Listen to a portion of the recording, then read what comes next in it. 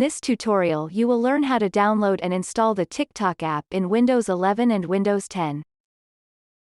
First, open your Microsoft Store.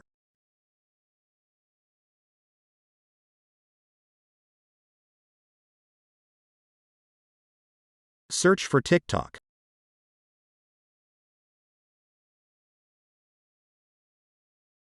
Click on TikTok.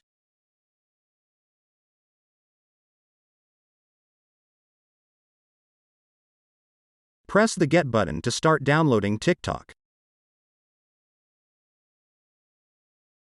Wait for TikTok to be downloaded and installed.